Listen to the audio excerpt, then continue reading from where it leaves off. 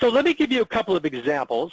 Let's walk you through just some very simple examples, and I'm going to take us to some more expanded examples in terms of really turning the ACD and the IVR on its head. And this is what I think is, to me, is fun. So how can data be used? Primarily, we can look at caller ID, grab some information, and typically through an IVR process or through a database connection process, we can reach out to an application, whether that's your database, your CRM, through a web service or a BI app. In my example here, excuse me, in my example here, I'm grabbing account balance.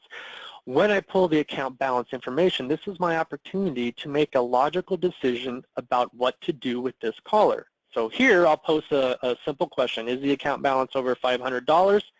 If yes, send them to financial services. If no, send them to customer service. This all depends on what your process is and what you find important.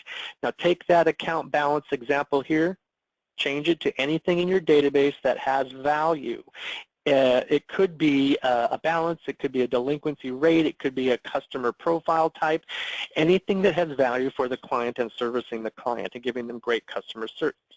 Now earlier Travis talked about customer type, and if you're a VIP client and you spend millions of dollars, people that spend millions of dollars tend to like to be treated a certain way. So back to the same example.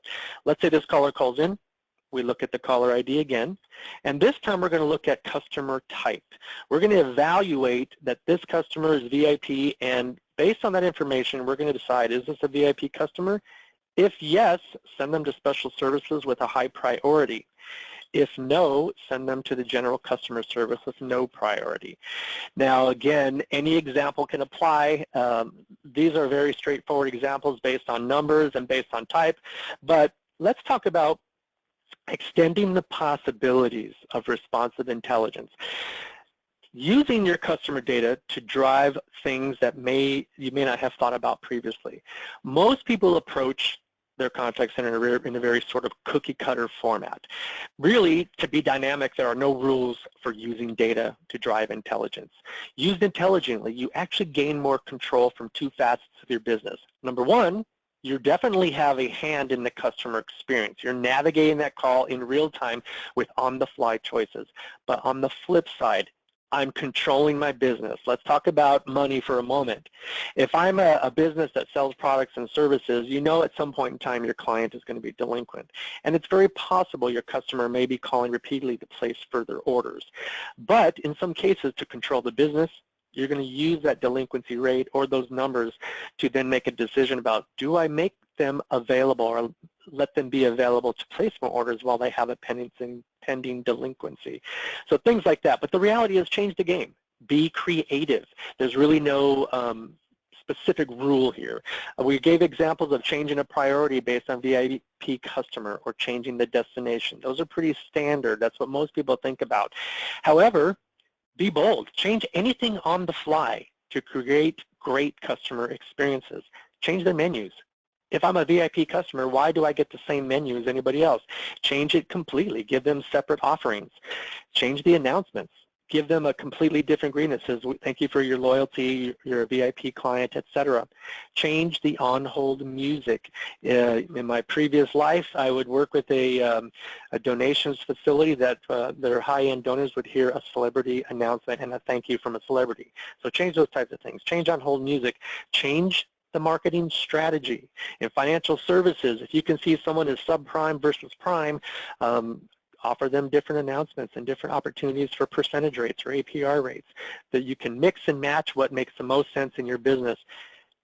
Completely what we're talking about is changing the customer experience. Instead of treating everyone like a cookie cutter, same for same, change it up based on the value of that client. So again, anything in your database can change how you leverage what you offer them. In this case, I'm saying use any data. My examples previously were based on a couple of pieces of information.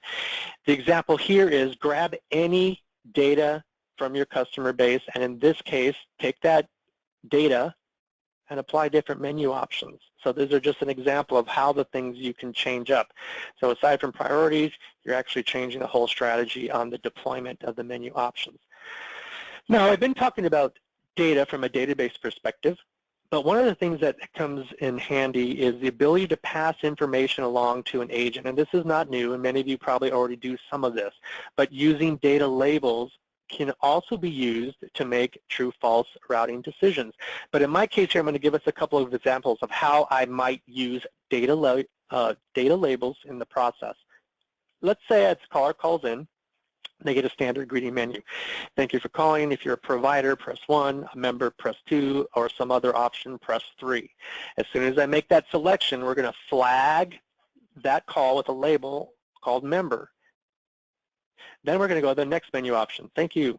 If you're calling about Blue Shield, press 1. Medicare, press 2. Medicaid, press 3. Again, based on the client's or the caller's option they've selected, attach another label to the call, and you see that down below. And finally, once we get to our destination for our final option, we may be presented with, if you're calling for appointments, press 1. If you're calling to place a claim, press 2, or pharmacy, press 3. The key here is as we use labels, we can use information to either dynamically move the call or dynamically send information to the agent's desktop. And when you talk about contact centers, especially smaller contact centers that must do double duty for multiple business units, having this valuable information at the desktop allows them to create, first it allows them to focus on the customer, and then ultimately to create unforgettable customer experiences. Anytime you can shave 20 seconds, 15 seconds off a call, it matters to the customer, it matters to the agent, and I also like to add here that your customer, your agent is your customer as well. So when I think about contact center for the customer experience, think about the agent as well, because how you treat your agents is going to be how they treat customers. So when I say customers, I think about the top to bottom. Lastly, I want to address, if data is so prevalent, and it seems so easy, what are the biggest obstacles? What do we come in contact? And usually there's a sort of an obstructionism, and it's these two words that cause a lot of fear in folks that are looking to evaluate processes. Nothing scares users away from intelligent solutions than these two words, the word custom and the word integration. These words usually conjure up a developer in the back room having to pound out hours and hours of code.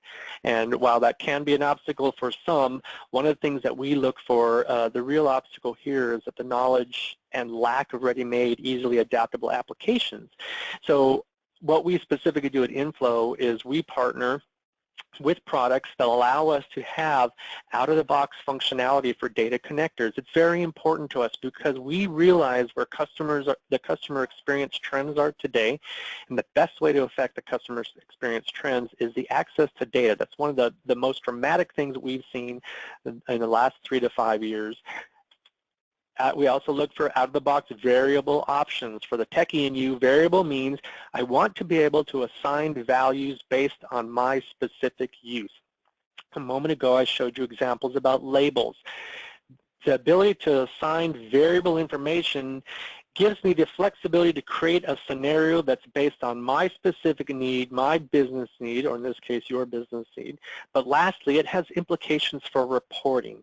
Anytime you're changing things up, I'm always looking for, in my opinion, the next question is always, well, how are you going to report on that? So when I'm looking, and when we're looking at products, we're always looking for these 3 flexible options, because at the end of the day, if you can't see it, if you can't measure it, you're not sure how effective it is. So these are the 3 hallmarks of products that we look to partner with.